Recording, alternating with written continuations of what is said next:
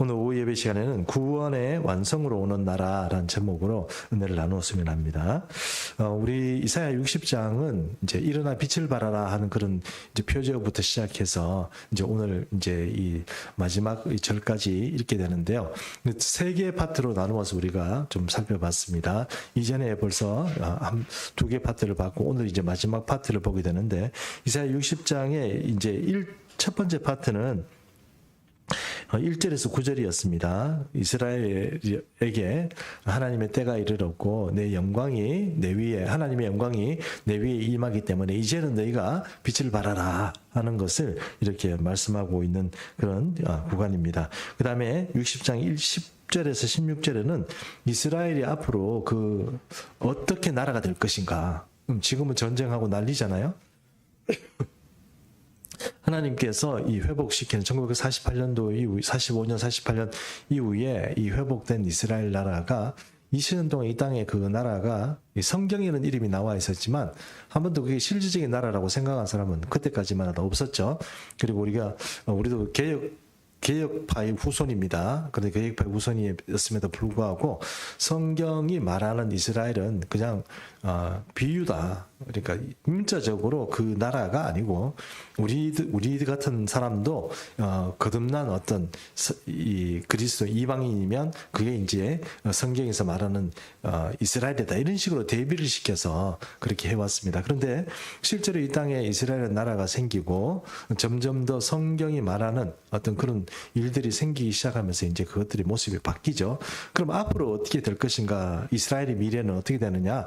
그게 바로 이제 60장 10절에서 19절까지 16절까지 나와 있는 이야기라는 것입니다. 지난주 우리가 한번 살펴봤습니다. 그러니까 국위가 이제 완전히 이제 그 세계의 중심이 돌아가는 어떤 패턴이 완전히 바뀌어서 이제는 이스라엘이 세계의 중심이 되고 지금도 이제 중동이 지금 계속 부각되고 있지 않습니까? 그래서 지금 이제 그런 일들이 벌어진다는 것입니다. 최근에 제가 뉴스를 하나 봤는데 어떤 뉴스냐면 사우디아라비아의 와 카타르 같은 이제 중동 국가들 있지 않습니까? 석유의 부국인 나라들 이런 나라들을 여러분 미국이나 아니면 중국 같은 나라들 이런 나라들이 무시하지 않는데요. 예를 들어서 중국 같은 경우는 중국의 외교관들이 우리나라 보면 어떻게 생각합니까? 소국이 대국에게 대들지 마라 뭐 이런 식으로 합니다. 대놓고 그렇게 합니다. 그뿐만 아니고 일본도 마찬가지고 이 중국이 이제 이 아시아 지변에 있는 나라들 아니면은 또 이제 아프리카에 있는 나라들을 이렇게 대하는 방식이 보면 어떠냐면 굉장히 고압적입니다. 중국이 좀 그런 나라죠. 좀 고압적입니다. 그래서 우리나라를 대하는 것도 태도도 그렇고 보면은 외교관이 함부로 뭐 우리나라에 대해서 뭐 말하는 것도 있고 그런 거 보면 우리가 왜 저 사람들하고 상대해야 되지 이런 생각도 좀 들긴 합니다만 어쨌든 중국 사람들 그렇습니다. 그런데 그런 태도가 중동 나라에 대해서는 어떻게 되냐? 중동에 대해서 절대로 그렇게 말하지 않습니다. 굉장히 유화적이고 굉장히 머리 숙이고 들어갑니다. 왜냐하면 이 중동에 대해서는 이제 중국이라는 나라가 그렇게 힘있고 자기 딴에는 그렇지만 중동은 잘못 건드리면 안 되겠다는 생각이 드는 거죠. 이제 먹을거리라는 게 이 세계를 움직여가는 그 힘 말입니다. 어떤 살아가는 그 어떤 힘들이 이제 중동에 몰려 있다. 이제 중동으로 간다 이렇게 생각하시면 이제 그 답이 되지 않겠나 싶습니다. 석유가 금방 끊어질 것 같고 모든 게 원자력이나 전기를 통해서 세계가 굴러갈 것 같잖아요. 그렇게 되지 않습니다. 그게 쉽게 그렇게 되지 않고요. 지금 여전히 석유가 세계를 움직여가는 그런 시대입니다. 그리고 이제 그런 어떤 시대를 보다 보면 이제 미국도 마찬가지고 이제 중국도 마찬가지고 지금 여러분 예멘 있잖아요. 예멘에 전쟁이 자꾸 일어나지 않습니까? 그렇죠.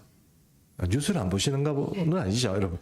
뉴스에 보시면 예멘이 지금 미군들이 예멘에 지금 엄청난 그 전략 자산들을 동원해서 폭격을 가하고 난립니다. 그 왜 그럴까요? 왜 그렇게 됐을까요? 정치적으로 제가 설명하면 이렇습니다. 이제 중동 국가들이 힘을 안 실어주는 겁니다. 이해하시죠? 미국이 힘을 안 실어주는 거예요. 미국 뭐 이제 우리는 이제 조금 이게 중동에서 조금 이렇게 좀 이렇게 중동이나 아프리카에서 조금 이렇게 좀 소국 중에 좀 이렇게 행패 부르는 애들 예전에는 어떻게 해요? 눌러줬습니다. 근데 이제는요 안 눌러주는 겁니다. 예, 그런 문제가 생기니까 이제는 이 미국은 천조국 미국에서 나서서 지금 이 전쟁을 해야 되고 그런 상황이 된 겁니다. 그러니까 우방을 많이 잃어버리죠. 이제는 미국이다, 뭐 유럽이다, 그 다음에 중국이다 이렇게 해서 그 사람들이 힘을 쓰는 어떤 시기가 점점 더 어려워지고 있다는 것을 우리가 좀 이해할 필요가 있습니다.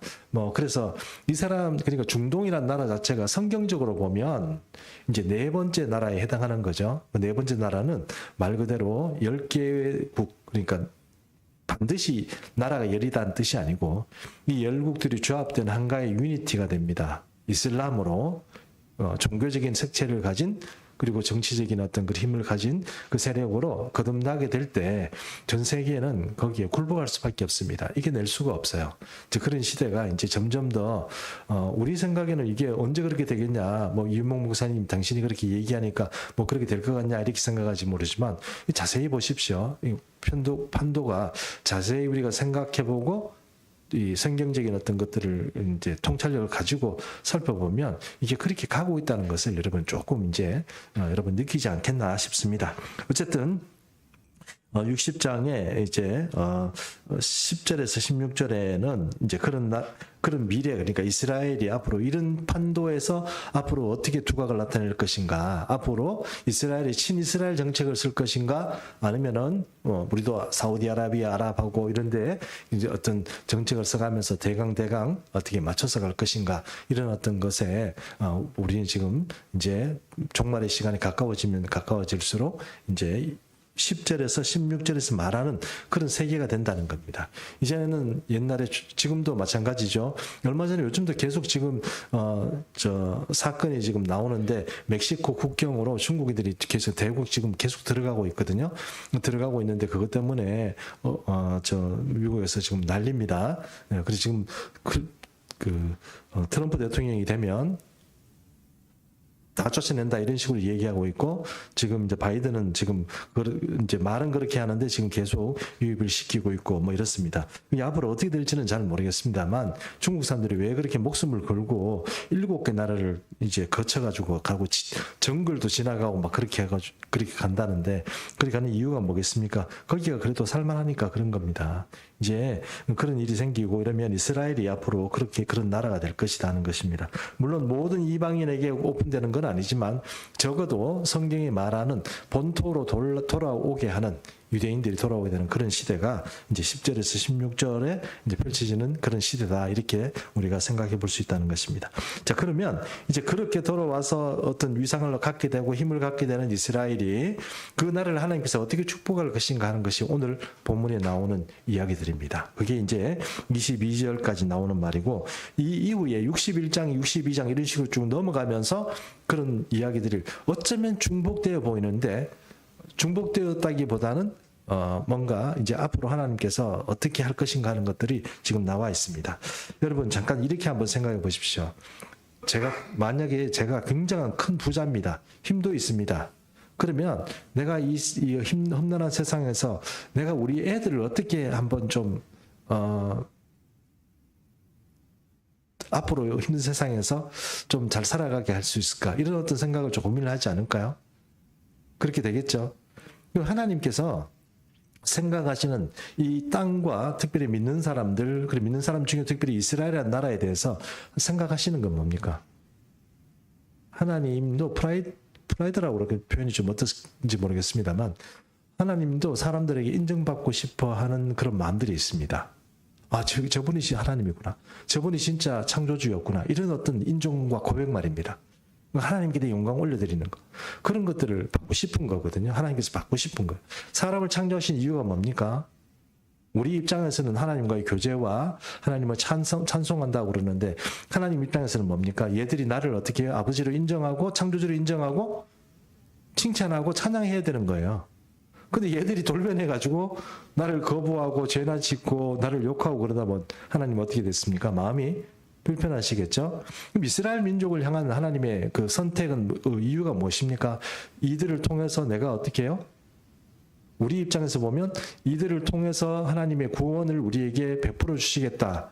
그리고 하나님을 선전하겠다. 이런 의미가 있지만 하나님 입장에서는 어떻습니까? 얘들이 나에게 빛난 존재가 되어주고 영광을 돌려주는 그런 어떤 선택된 소수로 이렇게 그 활동을 해줬으면 좋겠다. 이런 생각을 하나님께서 하시지 않겠냐는 겁니다. 제가 왜 이런 말씀을 드리냐면 이사야 60장 일어나 빛을 발하라는 어떤 제가 제가 되게 좋아하는 일타 강사가 있습니다. 수학 강사인데요. 이 사람은 수학 강사인데 인터넷에서 돈도 엄청 버는 것 같아요. 근데 이 사람은 이제 어디 뭐 강의를 하러 갈 때 보면 어떤 강의를 하든 뭐 촬영을 하든 뭘 하든 간에 화장실에 들어가서 한 1시간 동안 기도하고 한대요. 간절히 하나님 앞에 어디 이렇게 뭐 방송국을 됐든지 학원이든지 가서 자기 혼자 1시간 동안 기도할 수 있는 장소가 화장실밖에 없다는 거예요. 그 화장실에 앉아가지고 뭐 냄새 나는지 어떤지 모르지만 거기서 쭉 하려고 1시간 동안 기도를 하고 딱 가면요. 이런 그 자기 느낌으로 이렇게 하는 이건 내가 아니다 싶을 정도로 강의를 잘한대요. 내가 아니다 싶을 정도로.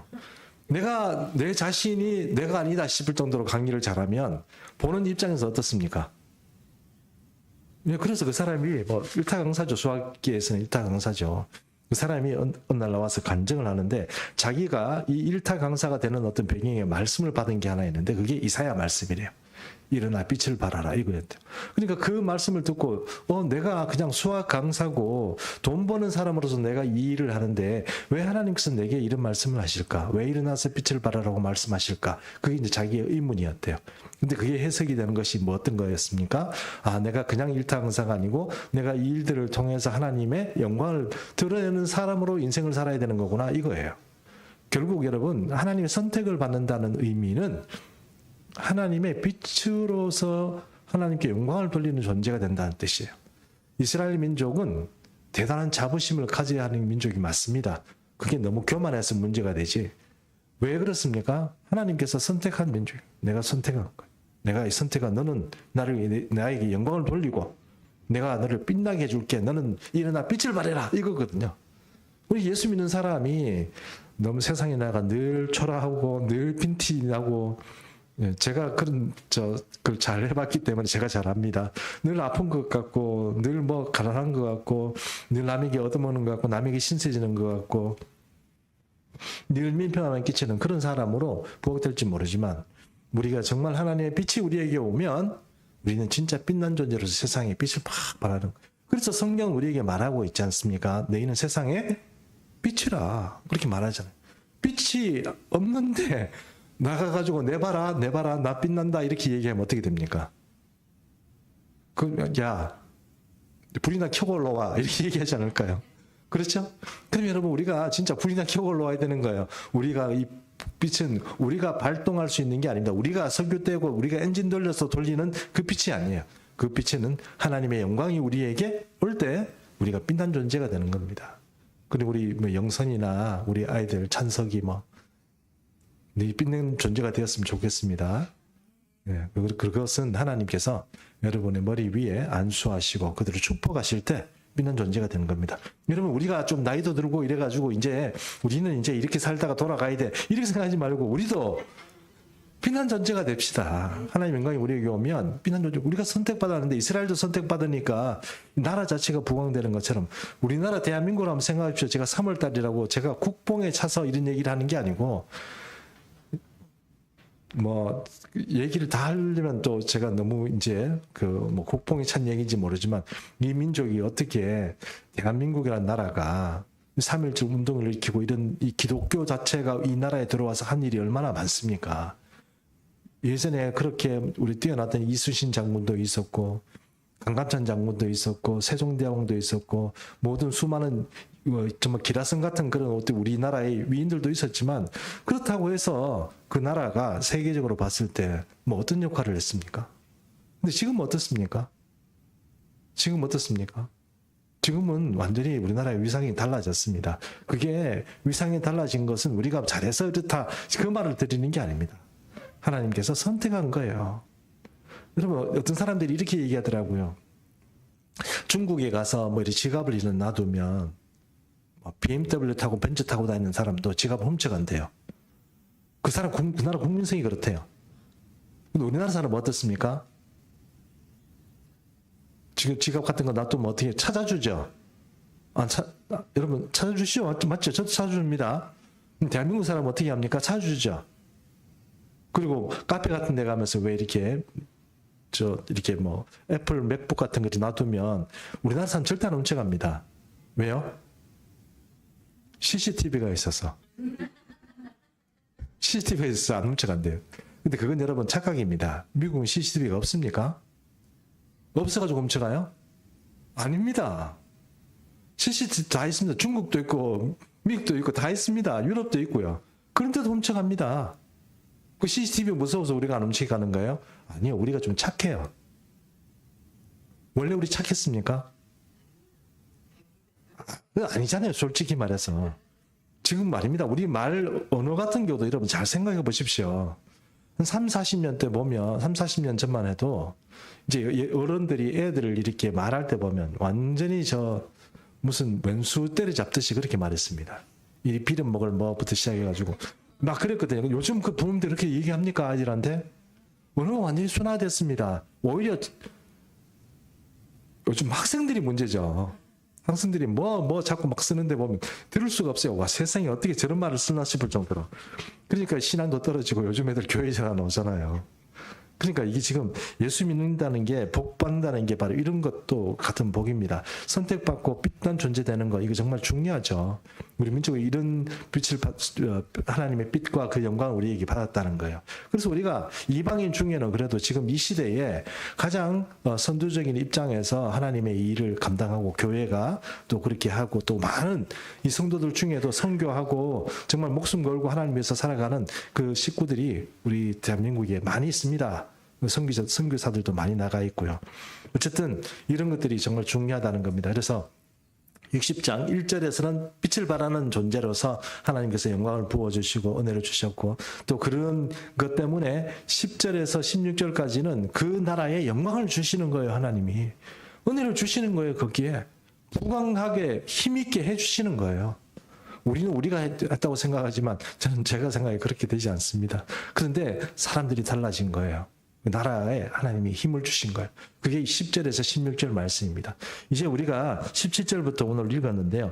17절부터 그러면 이 나라가 어떻게 될 것인가? 이건 우리 모습이라고 할 수는 없습니다. 이것은 이제 이스라엘 나라를 두고 하는 얘기인데 이것이 이제 회복된 나라로서의 거의 완성으로 된 나라로서의 메시아가 통치하는 그런 형태의 바로 나라입니다.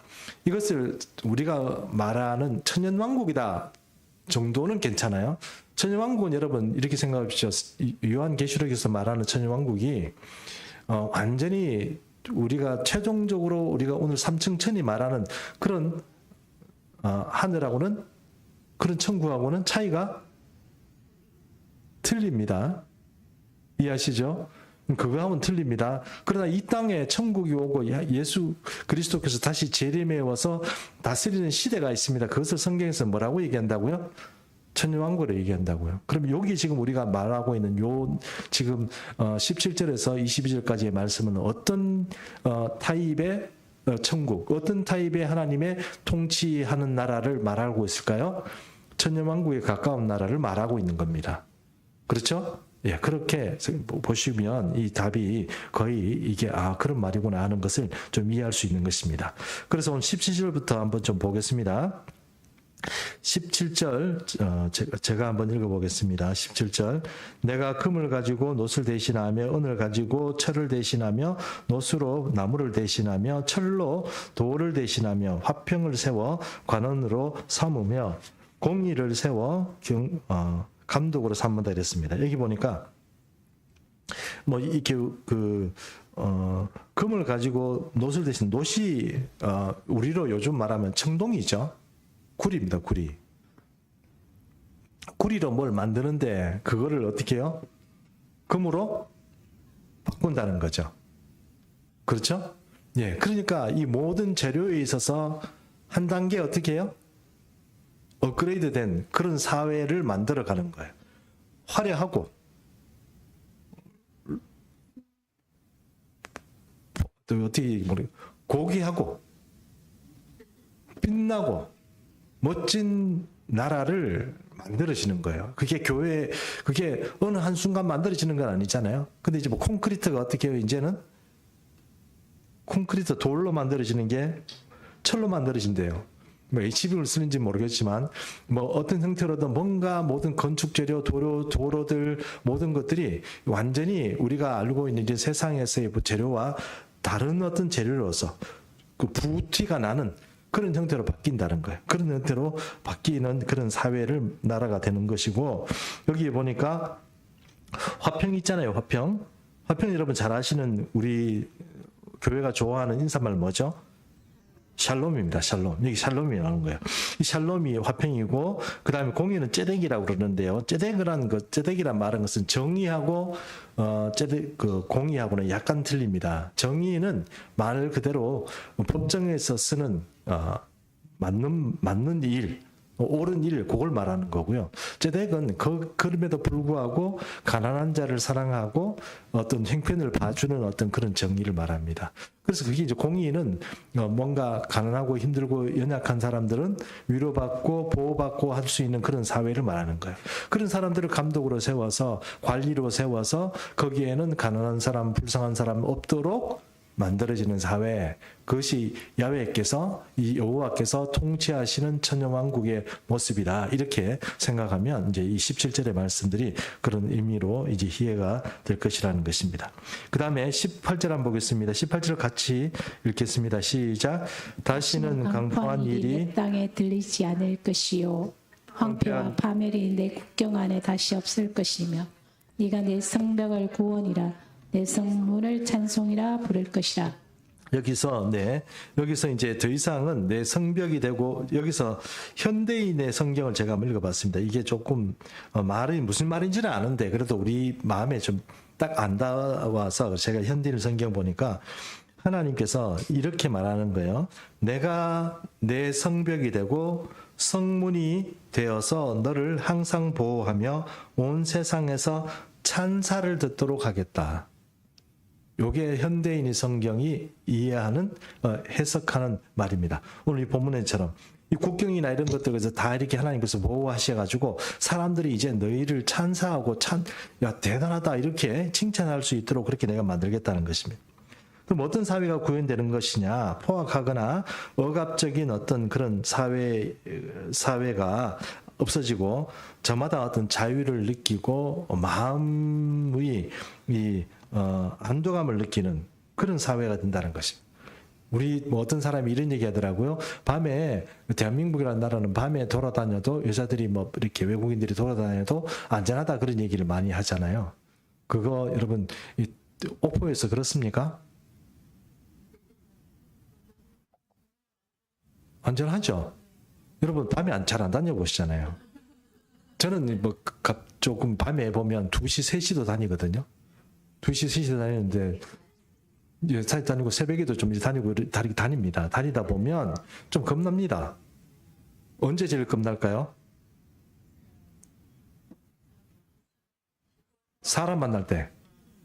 사람들이 그냥 뭐 한두 사람이 이렇게 다니고 저처럼 이렇게 방황하는 영혼들이 있습니다. 이렇게 왔다 하는 그런 영혼들 말고 어떤 데 보면 젊은 애들, 학생 같은 애들이 4-5명 이렇게 모여가지고 밤에 새벽에 이렇게 있는 애들이 있어요.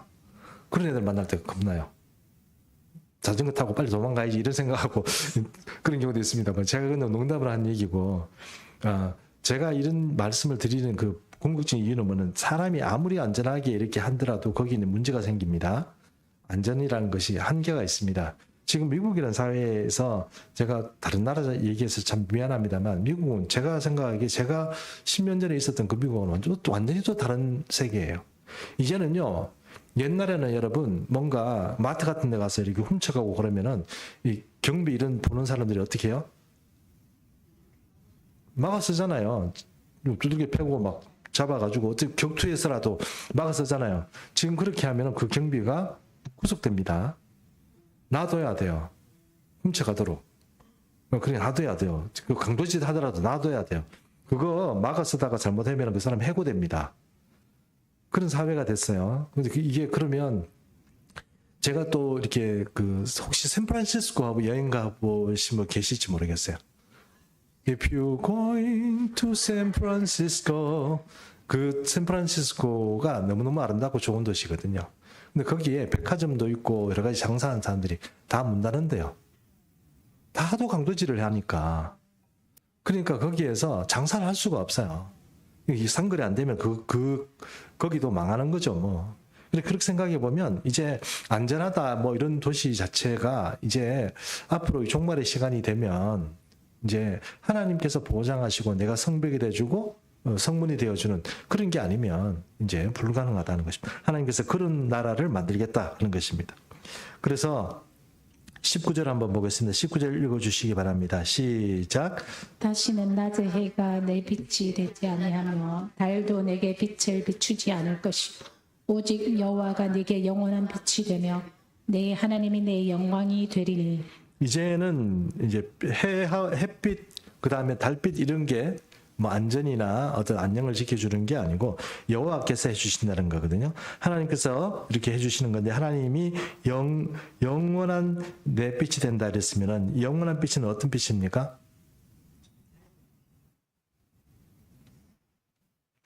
하나님이 영원한 빛이 된다는 건 어떤 의미입니까? 자, 제가 그러면 지금 보니까 눈이 조금 이렇게 무거운 분이 계세요. 제가 그분을 지목해서 영원한 빛을 한번 여쭤보겠습니다. 이호숙 집사님? 영원한 빛이 뭡니까?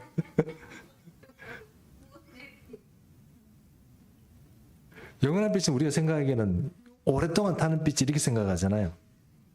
그렇죠? 근데 그런 빛이라기보다는 그 빛이 감아야지지 않는, 그러니까 불이 깜빡깜빡인다거나 늘 비치고 있는 빛.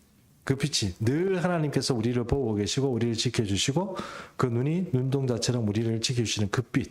그 빛으로서 하나님께서 이 이스라엘을 지키시고, 그래서 성경이 말하는 것처럼 이스라엘을 지키는 자는 주무시지도 않고 더 졸지도 않고 주무시지도 않는다. 그런 말씀이 바로 여기에 이렇게 해당하는 말이다. 이렇게 할 수 있다는 것입니다.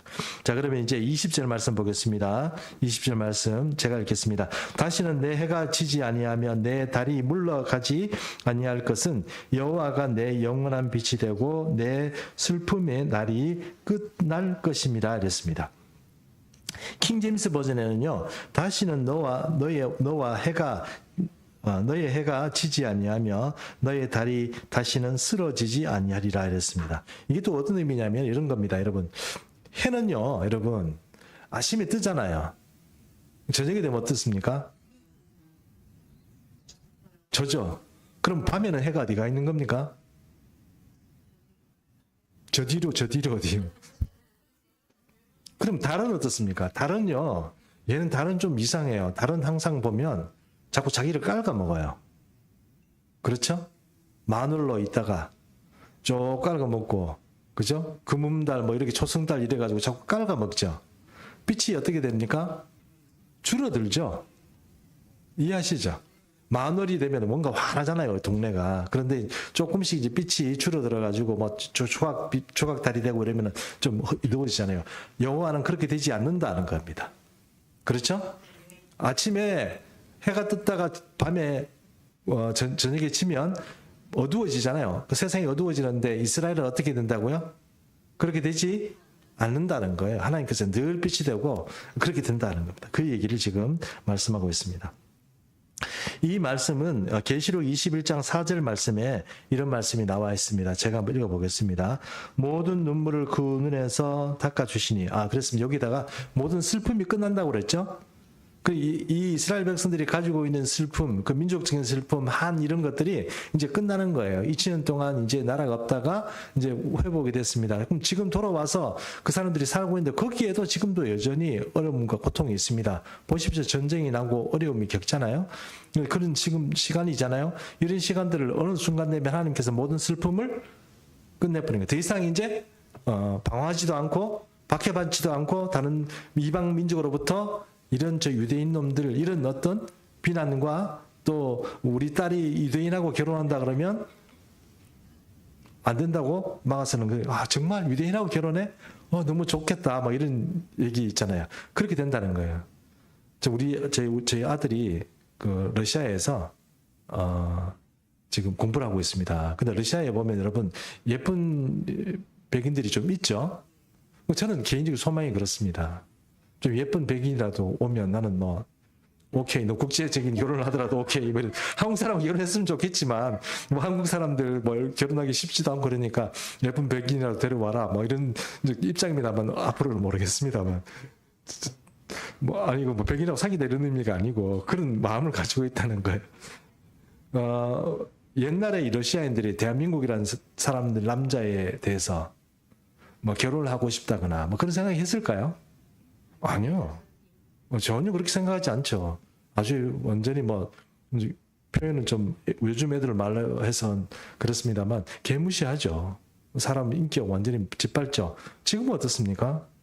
다르죠. 지금은 위상이 다르죠. 유대인들에 대한 위상이 지금 현재 상태로 어떻습니까? 예, 전 세계적으로 안 좋습니다. 좋은 적이 없었습니다. 한마디로 얘기하면 좋은 적이 없었어요. 근데 하나님께서 앞으로 어떻게 해요? 그 슬픔이 끝내주겠다 하시는 거예요.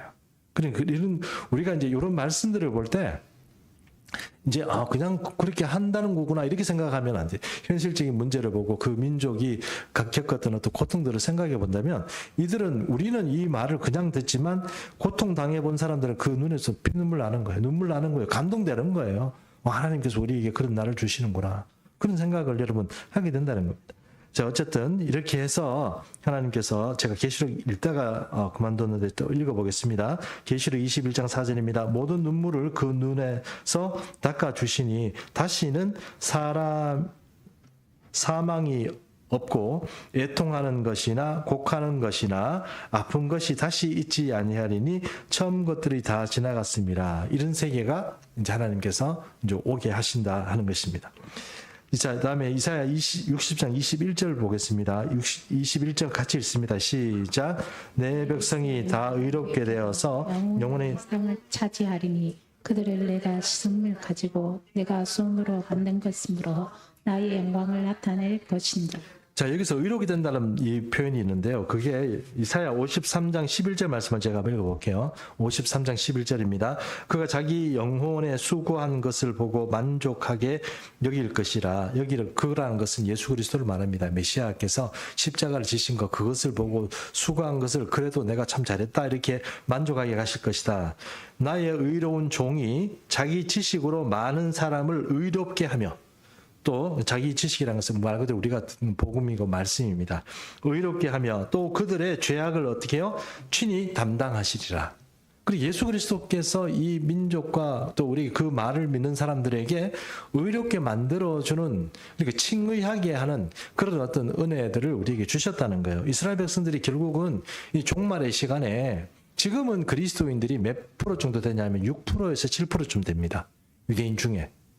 제가 말씀드렸죠. 유대인들 중에 이 귀국하는 알리야하는 백성들 중에 종교 이랬는데 거기다 기독교 쓰면은 못 들어간다고요. 말씀드렸죠. 기독교인들은 여러분 그 유대 이스라엘 지금 시민권 얻을 수 없습니다. 뭐 아랍인들도 얻는데 기독교인들은 해외에 있다가 들어가면 못 얻습니다. 물론 이제 편법을 쓰긴 하죠. 이렇게 해가지고 뭐 합니다만 어쨌든 이 6%가 안 된다고 그럽니다. 6% 되는데 지금 앞으로 봐서는 어떤 일이 벌어집니까? 이 유대인에게 하나님께서 하나님의 말씀으로 예수 그리스도의 이 복음으로 이 사람들을 완전히 의롭게 만드는 거예요. 사람을 의롭게 만드는 율법이 만들어줄 수가 없어요. 이건 결국은 누구의 공로가 필요한 거예요? 예수 그리스도의 공로가 필요한 겁니다. 그럼 이스라엘 백성들이 복음화된다는 뜻입니다. 이스라엘 백성들, 이스라엘 나라 전체가 어떻게 해요? 유대교가 아니고 그리스도교로 복음화된다는 뜻이에요.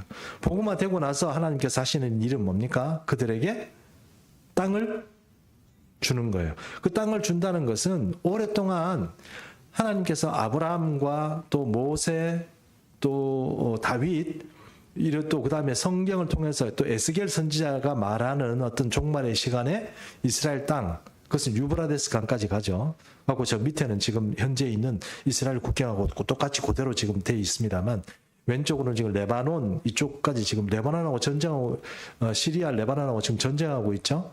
전쟁하고 있는데 이 전쟁들이 이제 결국은 앞으로 아마 복귀가 되지 않을까 싶습니다.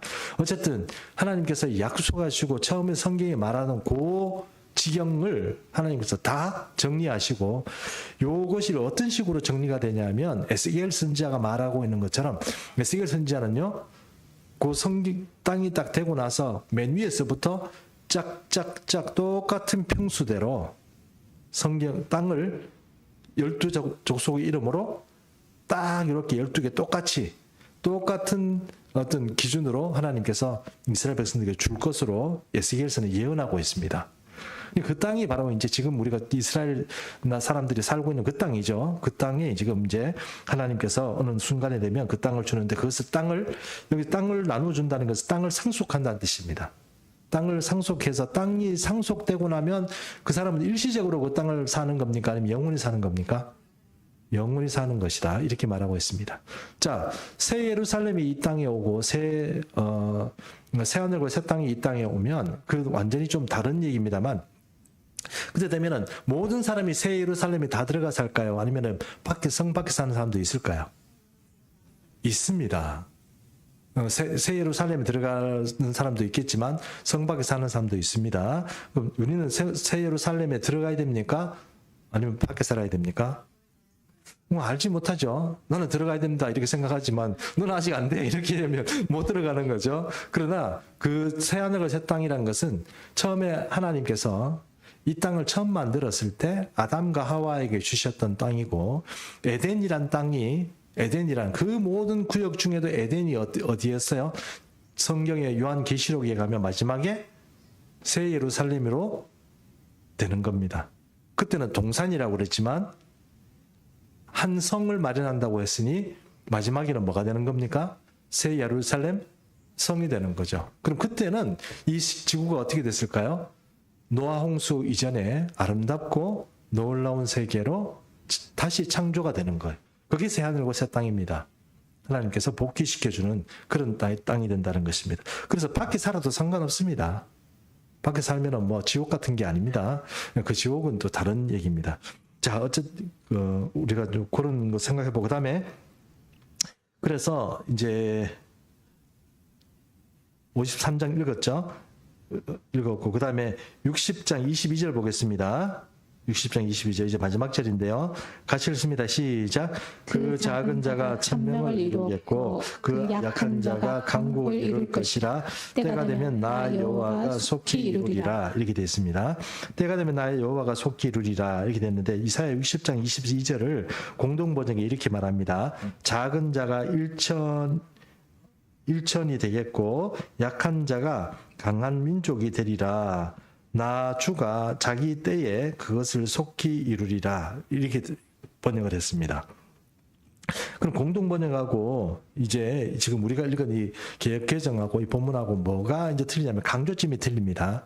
어떤 강조점이냐면 이게 우리가 생각할 때 이 22절을 읽으면 이렇게 됩니다. 어느 순간이 되면 이제 때가 되면 하나님께서 이렇게 이 민족이 이렇게 되어가지고 어느 순간 되면 이렇게 될 거다. 이렇게 지금 22절을 말하고 있지만 공동번역은 그것을 어떻게 얘기하냐면 때가 되면 내가 그렇게 하겠다는 거예요. 그게 강조점이 좀 틀립니다. 누가 그렇게 하겠다는 거예요? 하나님께서 그렇게 만들겠다는 겁니다. 그리고 여기 보니까 현대인의 번역은 이 작은 자가 일천을 이루겠고 약한 자가 강한 민족이 되리라 이렇게 되는데 그 약한 자가 강국을 이루리라 이렇게 돼 있는데 이게 의미가 무슨 얘기인지는 알죠. 근데 아는데 좀 디테일한 면이 좀 약하잖아요. 그래서 현대인의 성경이 이렇게 말합니다. 내 백성이 거기서 번창하여 부강해질 것이다. 가장 작은 집안도 가족 수가 1000명으로 불어나겠고 가장 가난한 집안도 강한 족속이 될 것이다. 이렇게 이제 현대인의 성경은 번역을 했습니다. 저는 현대인 성경이 맞다고 생각합니다. 맞다고 생각하는 게 아니고 다 맞는 말이긴 한데 뭔가 우리 마음에 좀 이해가 되기에 이게 좀 쉽지 않겠나 하는 것입니다. 자, 결국은 20장 우리가 파트를 하나, 둘, 셋을 이렇게 나눴는데 우리가 오늘 세 번째 파트를 봤잖아요.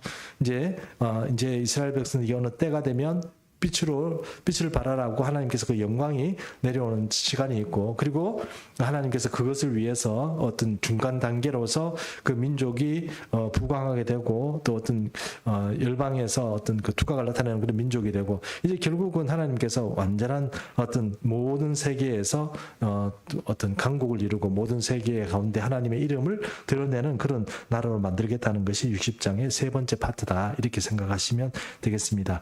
이렇게 생각해 보면 여러분, 천년왕국이라는 것이 이단이나 아니면 종말론자들이 막 만들어낸 말이 아니라는 것을 우리가 좀 이해할 수 있습니다.